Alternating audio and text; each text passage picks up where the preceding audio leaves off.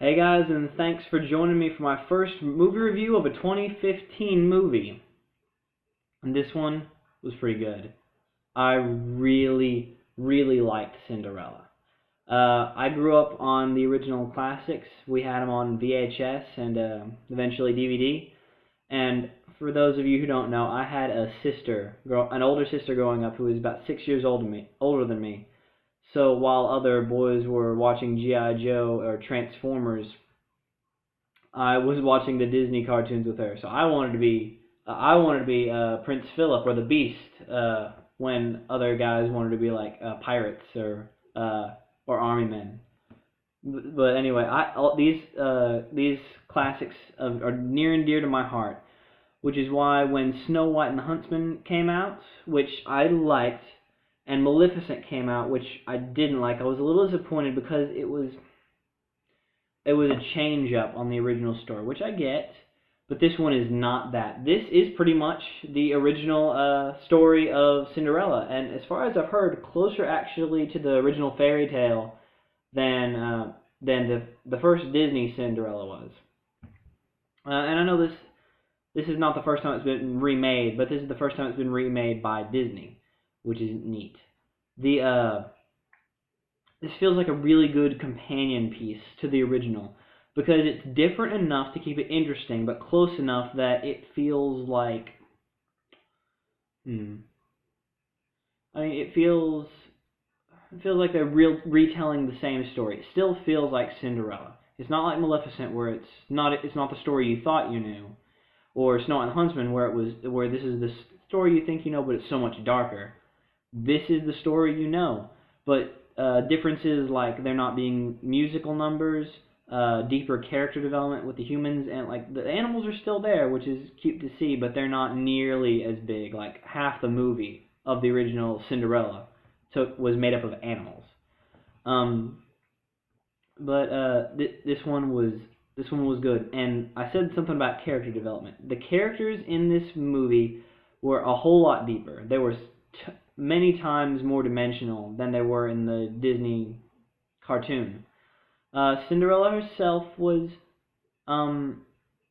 she's still Cinderella. She still works through adversity.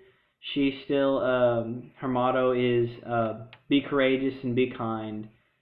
And I'm really happy they explained here, like they explained much better how she got to her bad situation, why she stays in the house and doesn't just like run away, even though all of her family is dead at this point.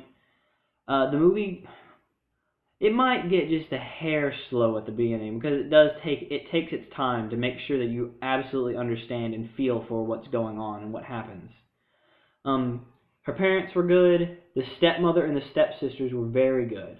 They were still cartoony at times, like you would want them to be, like crueler than you would think the stepmother might be, and dumber than you think her stepsisters might be, but definitely deeper and more relatable. You understand them better than you did in the original Disney, which you had no idea why they were just being terrible to her.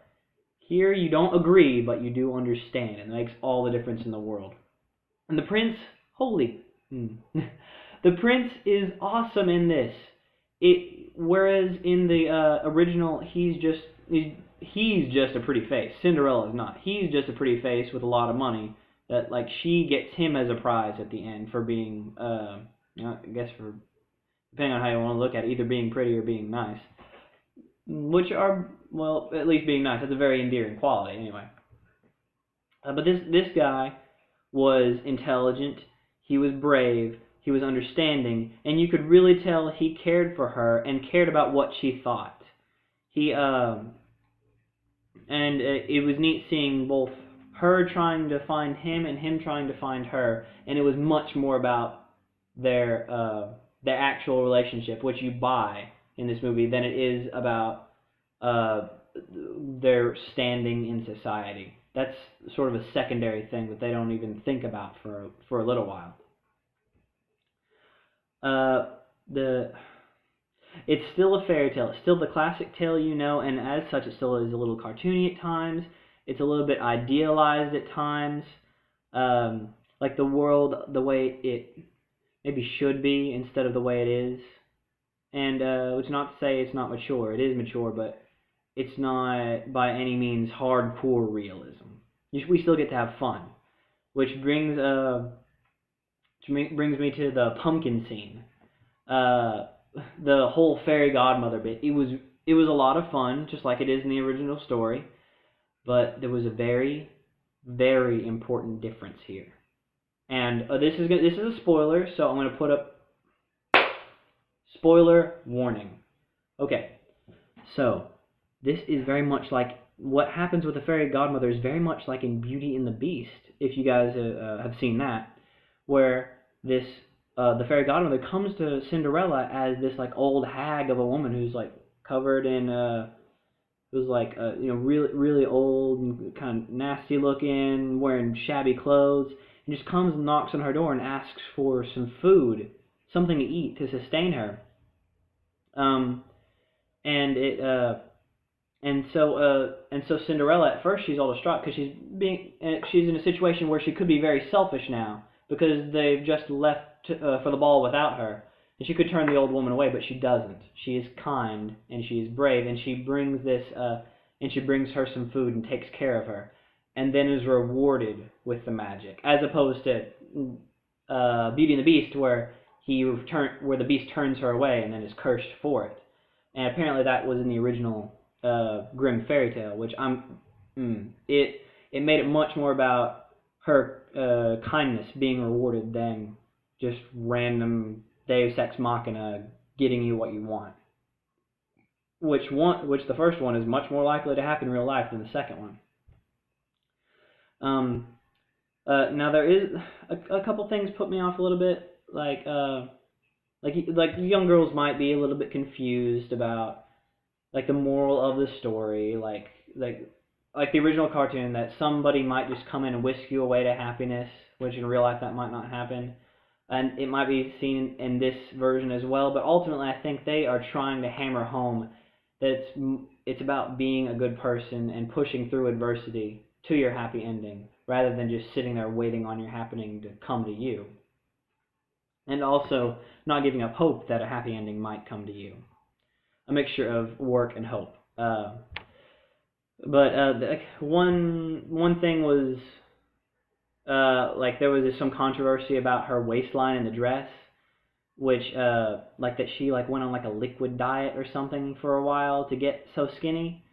Which on one hand it's pretty terrible to think about, because that's like the bad side of modeling, when women put themselves things that normal women shouldn't put themselves through in order to look how they want to look. It's just bad for you. On the other hand, it could be because she was malnourished because her family was starving her. But maybe I'm thinking too hard about this. Anyway, this movie I'm giving an 8 out of 10. Why an 8 out of 10 and not a 10 out of 10 like you might think? Because one, I don't give movies perfect 10s unless they just blow my mind.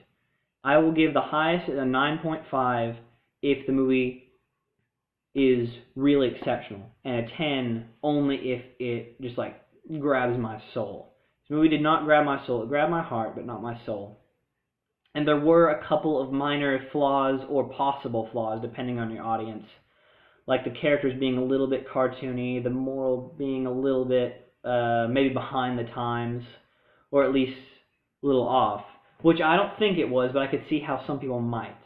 So ultimately, 8 out of 10, a really good movie. I recommend seeing it. Not perfect, but absolutely worth it. Alright guys, well thanks for joining me. I'll see you next time. Bye.